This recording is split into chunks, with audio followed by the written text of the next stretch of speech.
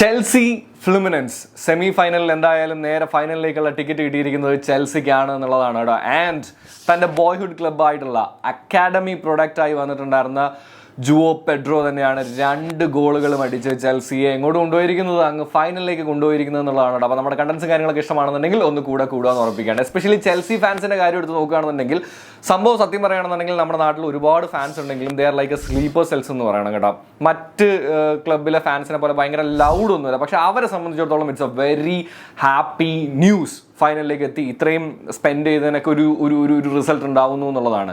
ഇനി നേരെ നമ്മുടെ ഇപ്പുറത്തെ ടീമിനായിട്ടുള്ള Brazilian team, south American team ഫ്ലുമിനൻസിൻ്റെ കാര്യം എടുത്ത് നോക്കുകയാണെന്നുണ്ടെങ്കിൽ, തിയാഗോ സിൽവയുടെ കാര്യം എടുത്ത് നോക്കുകയാണെന്നുണ്ടെങ്കിൽ they made their country and their club so proud എന്നുള്ളതാണ്. കാര്യം അവർ ഈ ക്ലബ്ബ് വേൾഡ് കപ്പിലേക്ക് വന്ന് എല്ലാ ടീമുകളുമായിട്ട് ഏറ്റുമുട്ടി അവരെ ഒട്ടും പുറകിലേക്ക് ചിന്തിക്കേണ്ടതോ അങ്ങനെ കാണേണ്ടതോ ആയിട്ടല്ല എന്നുള്ള എല്ലാ സ്റ്റേറ്റ്മെൻറ്റും പറഞ്ഞുകൊണ്ട് തന്നെയാണ് അവർ പോകുന്നത്.